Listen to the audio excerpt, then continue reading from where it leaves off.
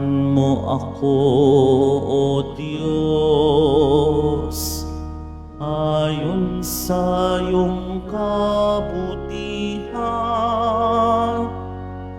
ayon sa laki ng iyong habag, bawiin ang aking kasamaan. Hugasan ako sa aking pagkakasala at linisin sa aking kasalanan. Kaawaan mo ako, O Diyos, ayon sa iyong kabutihan, ayon sa laki ng iyong habag, bawiin ang aking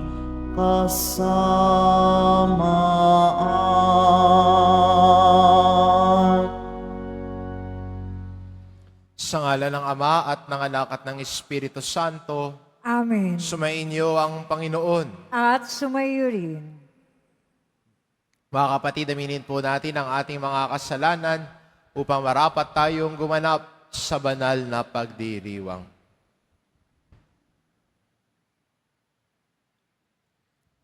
Inaamin ko Sa makapangyarihan Diyos at sa inyo mga kapatid, na lubha akong nagkasala sa isip, sa salita, sa gawa, at sa aking pagkukulang. Kaya isinasamo ko sa mahal na Birheng Maria, sa lahat ng mga anghel at mga banal, at sa inyo mga kapatid, na ako'y ipanalangin sa Panginoong ating Diyos. kaawaan tayo ng makapangyarihan Diyos, patawarin tayo sa ating mga kasalanan, at patnubayan tayo sa buhay na walang hanggan. Amen. Panginoon, kaawaan mo kami. Panginoon, kaawaan mo kami. Kristo, kaawaan mo kami. Kristo, kaawaan mo kami. Panginoon, kaawaan mo kami. Panginoon, kaawaan mo kami. Manalangin tayo.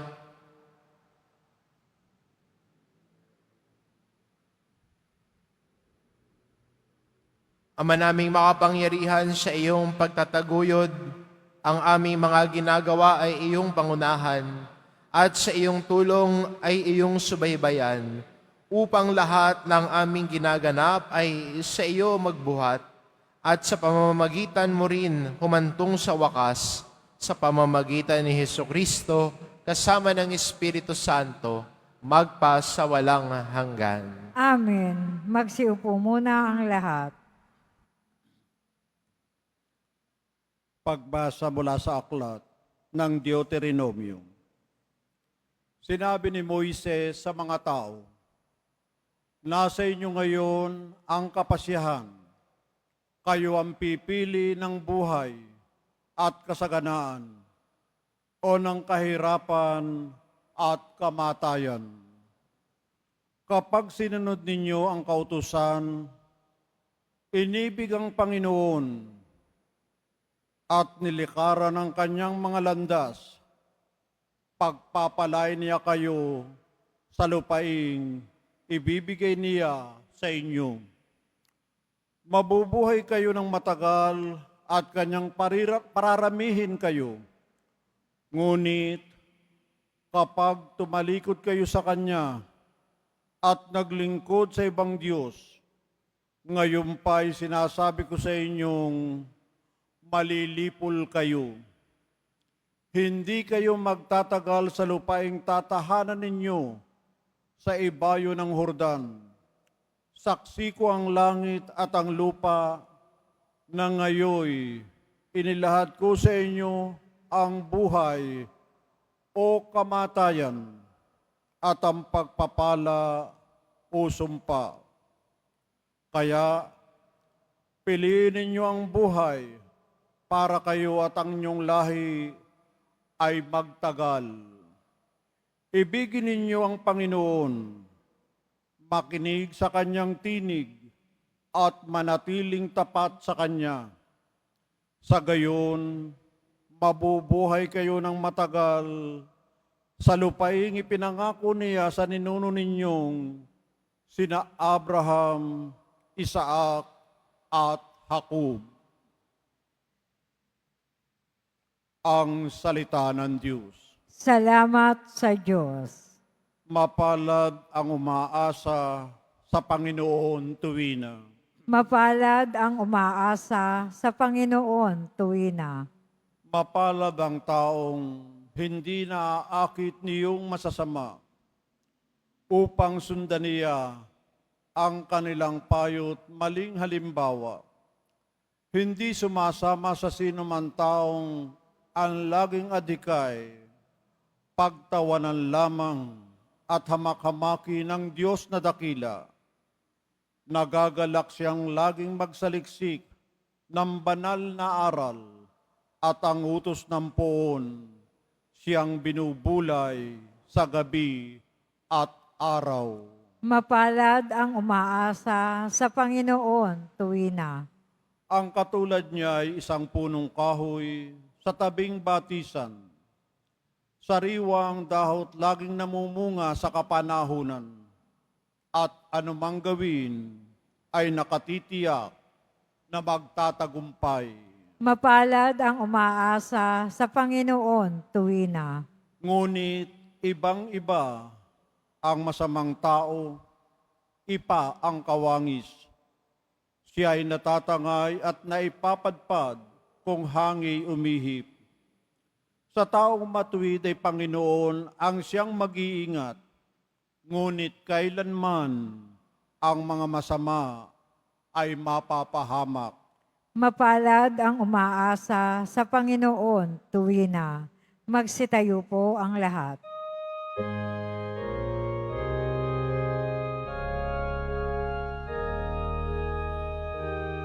Nagpupuri kami sa'yo, Panginoong Jesucristo. Nagpupuri kami sa'yo, Panginoong Jesucristo. Sinabi ng poong mahal, kasalanan ay talikdan, pagsuway ay pagsisihan. Maghahari ng lubusan ang poong Diyos na may kapal. Nagpupuri kami sa'yo, Panginoong Jesucristo.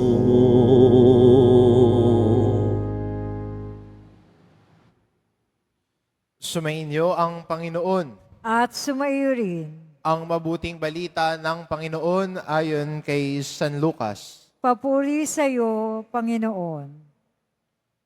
Noong panahon iyon, sinabi ni Jesus sa kanyang mga alagad, ang anak ng tao ay dapat magtiis ng maraming hirap.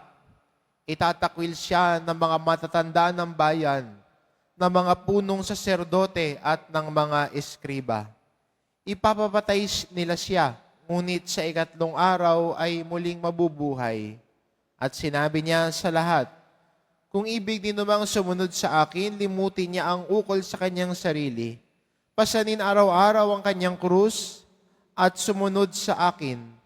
Ang nag-ahangad magligtas ng kanyang buhay ay siyang mawawalan nito. Ngunit ang mag-alay ng kanyang buhay, alang-alang sa akin ay siyang magkakamit noon. Ano nga ang mapapala ng tao? Makamtan man niya ang buong sanlibutan. Kung ang katumbas naman nito'y ang kanyang buhay, ano nga ang mapapala niya kung siya'y mapapahamak? Ang mabuting balita ng Panginoon. Pinupuri ka namin, Panginoong Hesukristo. Magsiupo muna ang lahat. sa pagsimula at pasimula ng paglalakbay natin sa 40 araw ng panahon ng Kwaresma, ay magandang balikan, no? Bakit natin ginagawa ito? Bakit ba taon-taon lagi tayong dumadaan sa panahon ng Kwaresma? At siguro ngayon pa lamang yung iba, nagsischedule na ng mga Lenten pilgrimage. No? Kahit lahat, ngayon pala siguro may naghahanda na ng pabasa, saan magbibisita iglesia. Pero magandang makita at narinig din natin sa Ebanghelyo na ang panahon ng Kwaresma ay paalala sa atin na tayo ay tinatawag ng Diyos na sumunod sa Kanya. At ang pagsunod natin sa Kanya ay ang paglimot ng sarili. Paglimot sa sarili na hindi ikaw lagi ang sentro ng mundo. Huwag mong isipin na ikaw ang araw na ang lahat ay iikot sa iyo. Pag ganun ang pag-iisip mo, kayabangan ho yun. Na gusto mo, lahat umikot para sa iyo. Pero ang paglimot sa sarili ay handang tumabi. Hindi ikaw ang sentro, si Jesus ang sentro. Hindi ikaw ang bida, si Jesus ang bida. Hindi sa iyo ang atensyon, kay Jesus ang atensyon. At yan po sana ang yakapin natin bilang mga deboto na nanalig kay Jesus Nazareno, na sa paglalakbay natin sa panahong ito ng Kwaresma, ay buong puso tayong makasunod sa Kanya. At ang pagsunod sana natin ay nagsisimula sa paglimot sa sarili. Hindi puno ng sarili, kundi hayaan natin na limutin ang sarili, ubusin ang sarili, para ang grasya ng Diyos ang pumuno sa buhay natin. To be empty of the self, so that the grace of God can fill our lives. Siguro ito ang unang imbitasyon sa atin ng Diyos ngayon. Limutin, ubusin ang sarili para ang Diyos ang pumuno sa atin. Naalala ko no, isang kasabihan ng isang sikat na artista. Kung kilala niyo ho si Bruce Lee.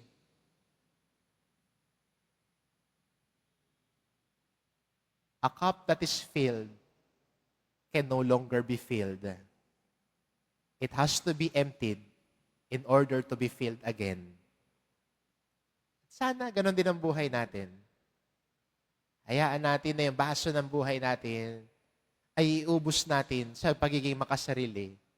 At hayaan din natin ang grasya ng Diyos ang pumuno sa buhay natin. Ganon tayo susunod kay Jesus. Ito ang daan na itinuturo sa atin ni Jesus. Limutin ang sarili, ubusin ang sarili, para ang grasya niya ang pumuno sa atin. Amen. Magsitayo po ang lahat.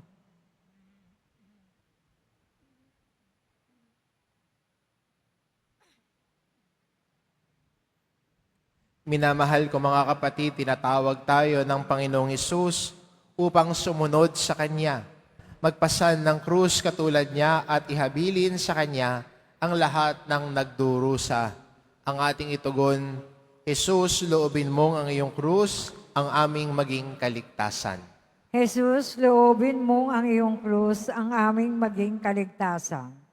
Bilang kasapi ng simbahan, naway maisabuhay natin ang diwa ng krus at maging handang magpakasakit para kay Kristo at sa Ebanghelyo.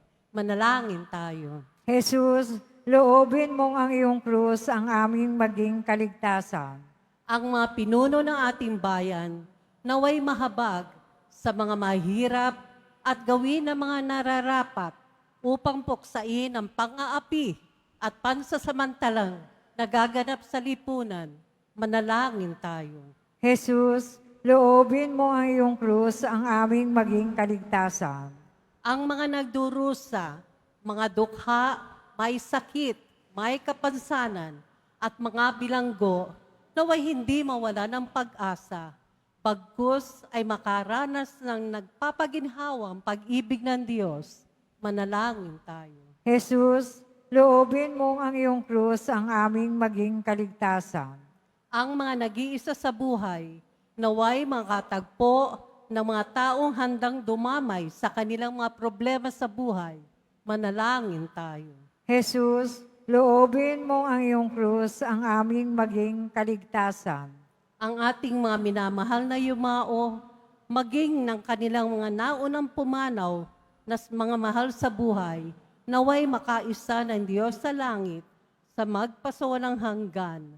Manalangin tayo. Jesus, loobin mo ang iyong krus ang aming maging kaligtasan. Diyos naming Ama, ang pagpapakasakit at pagkamatay ng iyong anak, ang nagbigay ng buhay sa mundo. Tulungan mo kaming alalahanin ang kahalagahan ng mga krus at paghihirap, hindi lamang sa mabibigat na pagsubok, kundi maging sa mga pagpapasyang ginagawa namin sa araw-araw. Inihiling namin ito sa pamamagitan ni Kristong aming Panginoon. Amen. Magsiupo muna ang lahat.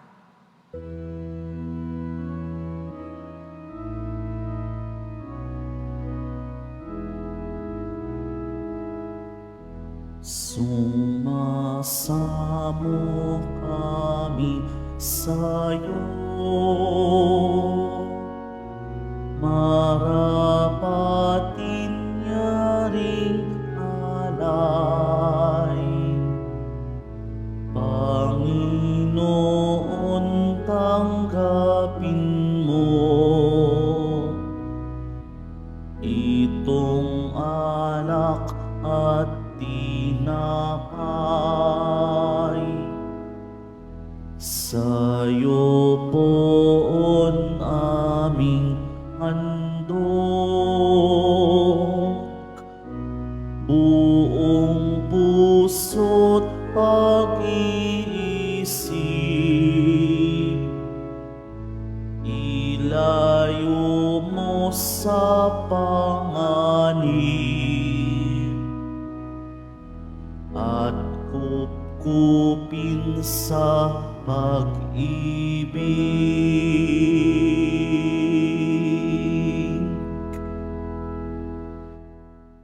Magsitayo po ang lahat. Manalangin kayo mga kapatid, upang ang paghahain natin ay kalugdan ng Diyos amang makapangyarihan. Tanggapin nawa ng Panginoon itong pag-aahin sa iyong mga kamay, sa kapurihan niya at karangalan, sa ating kapakinabangan at sa buong sambayan niyang banal. Ama naming lumikha, tunghayan mo ang mga alay naming sa dambana ay nakahain, upang ang iyong minagandang loob na ibinigay ay aming maihandog sa pagsamba sa iyong ngalan, sa pamamagitan ni Hesukristo, kasama ng Espiritu Santo, magpa sa walang hanggan. Amen. Sumainyo ang Panginoon. At sumayo rin. Itaas sa Diyos ang inyong puso at diwa. Itinaas na namin sa Panginoon. Pasalamatan natin ang Panginoong ating Diyos. Marapat na siya ay pasalamatan. Ama naming makapangyarihan, tunay ngang marapat na ikaw ay aming pasalamatan sa pamamagitan ni Hesukristo na aming Panginoon. Sa pagbabakasakali mong kami bubuti, isinugo mo si Hesukristo upang pangunahan kami. Bilang pagsunod sa iyong atas na bigay, ipinahayag ng iyong anak ang iyong kalooban na ang mga apit dukha ay kanyang damayan.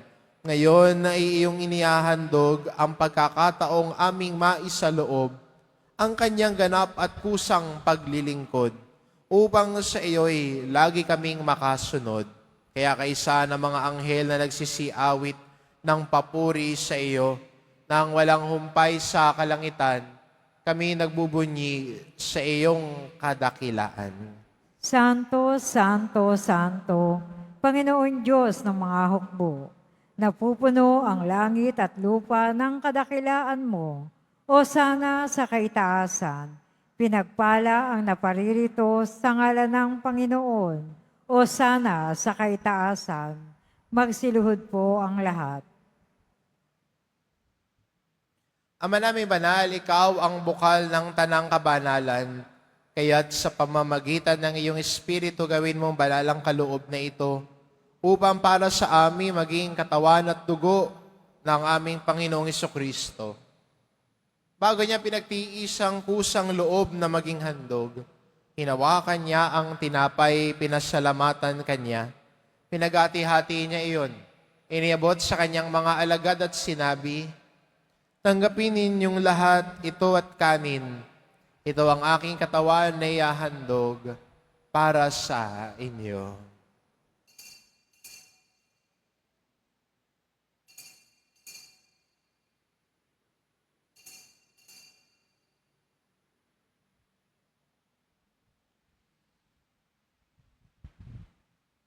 Gayun din naman na matapos ang hapunan, hinawakan niya ang kalis. Muli kanyang pinasalamatan. Iniabot niya ang kalis sa kanyang mga alagad at sinabi, tanggapin ninyong lahat ito at inumin. Ito ang kalis ng aking dugo, ng bago't walang hanggang tipan. Ang aking dugo na ibubuhos para sa inyo at para sa lahat, sa ikapagpapatawad ng mga kasalanan. Gawin ninyo ito sa pag-alala sa akin.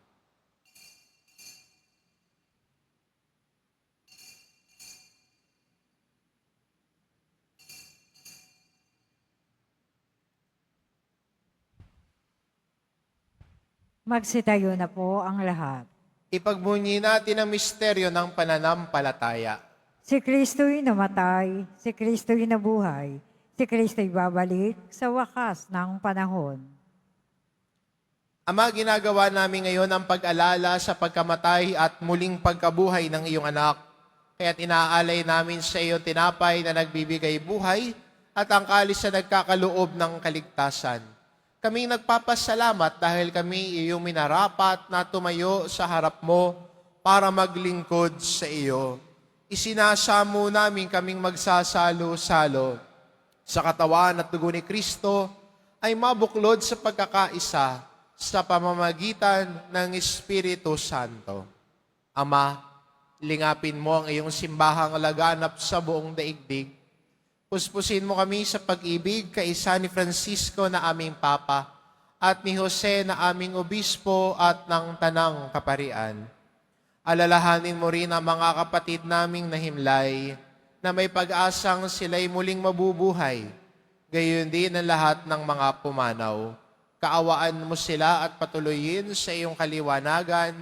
Kaawaan mo at pagindapatin kaming lahat na makasalo sa iyong buhay na walang wakas. Kaisa na mahal na Birheng Maria na ina ng Diyos, ng kabiyak ng puso niyang si San Jose, kaisa ng mga apostol at ng lahat ng mga banal na namuhay dito sa daigdig ng kalugod-lugod sa iyo, maipagdiwang nawa namin ang pagpupuri sa ikararangal mo sa pamamagitan ng iyong anak na aming Panginoong Heso Kristo. Sa pamamagitan ni Kristo, kasama niya at sa Kanya, ang lahat ng parangal at papuri ay sa iyo, Diyos amang makapangyarihan, kasama ng Espiritu Santo, magpa sa walang hanggan. Amen. Sa tagubilin ng mga nakagagaling na utos at turo ni Jesus na Panginoon natin at Diyos, ipahayag po natin ng lakas loob. Ama namin, sumasalangit ka, sambahin ang ngalan mo, mapasa amin ang kaharian mo. Sundin ang loob mo dito sa lupa para nang sa langit. Bigyan mo kami ngayon ng aming kakanin sa araw-araw at patawarin mo kami sa aming mga sala para nang pagpapatawad namin sa nagkakasala sa amin. At huwag mo kaming ipahintulot sa tukso at iadya mo kami sa lahat ng masama. Hinihiling namin kami adya sa lahat ng masama pagkalooban ng kapayapaan araw-araw. Iligtas sa kasalanan at ilayo sa lahat ng kapahamakan. Samantalang aming pinananabikan ang dakilang araw ng pagpapahayag ng tagapagligtas naming si Hesu Kristo. Sapagkat iyo ang kaharian, ang kapangyarihan, at ang kapurihan magpakailanman. Amen. Panginoong Kristo, sinabi mo sa iyong mga apostol, kapayapaan ang iniiwan ko sa inyo, ang aking kapayapaan ang ibinibigay ko sa inyo. Tungayan mo ang aming pananampalataya at huwag ang aming pagkakasala.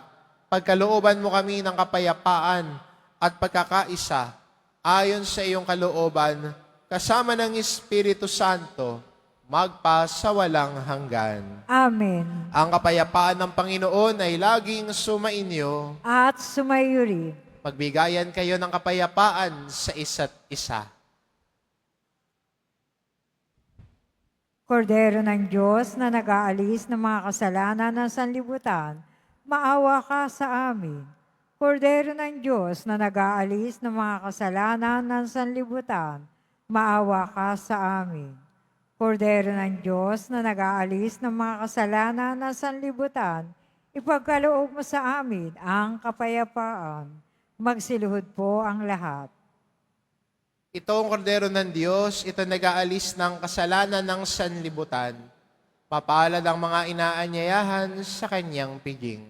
Panginoon, hindi ako karapat-dapat na magpatuloy sa iyo, ngunit sa isang salita mo lamang ay gagaling na ako.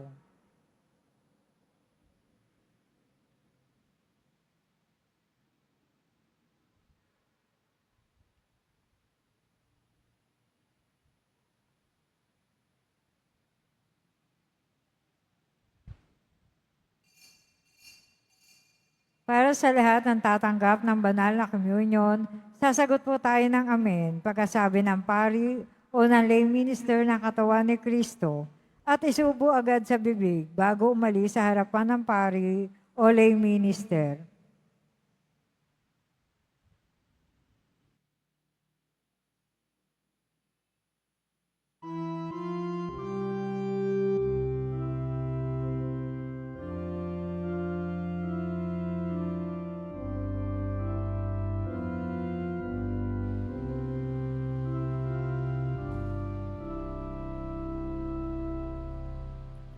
Ang mamatay sa sarili ay mabubuhay sa Diyos.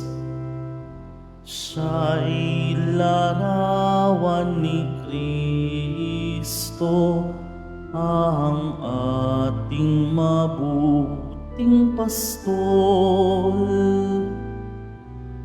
At kanyang iniaalay ang sarili niyang buhay sa lugod at kabutihan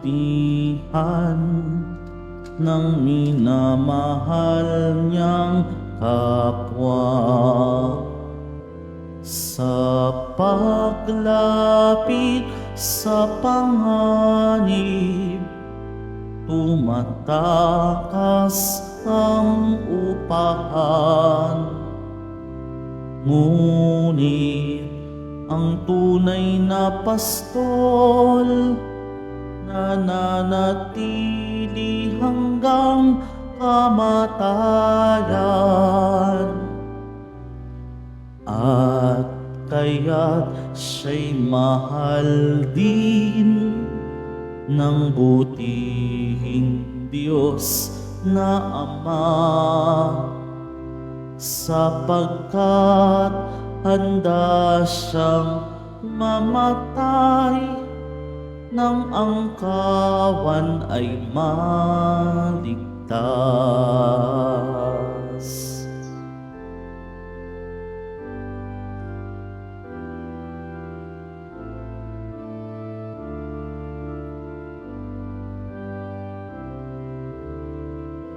Sa paglapit sa panganib, tumatakas ang upahan.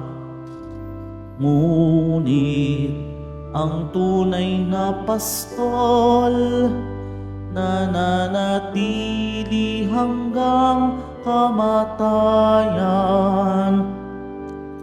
At kaya't siya'y mahal din ng butihing Diyos na Ama, sapagkat handa siyang mamatay nang ang kawan ay maligtas.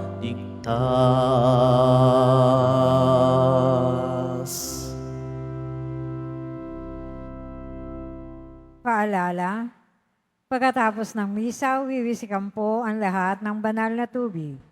Pinakikiusapan ang lahat na manatili lamang muna sa inyong mga lugar. Tanging sa Quezon Boulevard o sa Plaza San Juan lamang ang labasan ng lahat. Sumunod po tayo. Maraming salamat po sa inyong pagdalaw at pagsisimba sa Basilica Menor at Pambansang Dambana ni Jesus Nazareno. Magsitayo na po ang lahat. Manalangin tayo.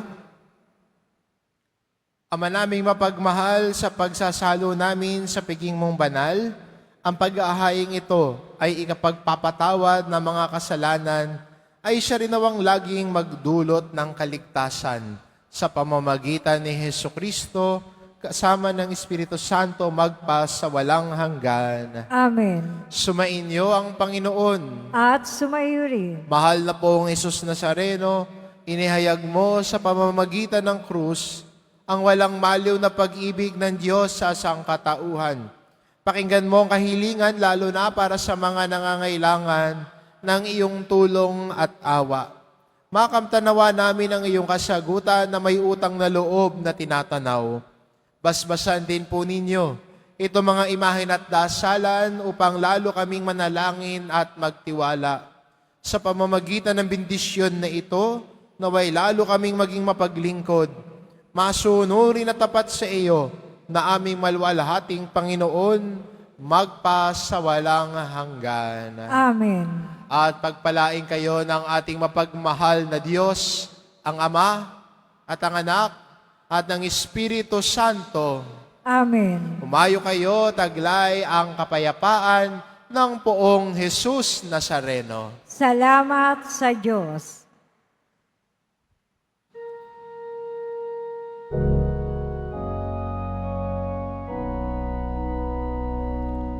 Nuestro Padre Jesus Nazareno, sinasamba ka namin, pinipintuho ka namin, aral mo ang aming buhay at kaligtasan.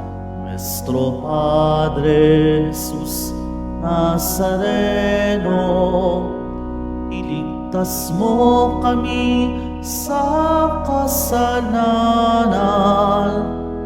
Ang krus mong kinamatayan ay sagisag ng aming kaligtasan. Nuestro Padre Jesus Nazareno, tinarangal ka namin. Nuestro Padre Jesus Nazareno, nilulwalhati ka namin. Nuestro Padre Jesus Nazareno, tinahangal ka namin. Nuestro Padre Jesus Nazareno, nilulwalhati ka namin.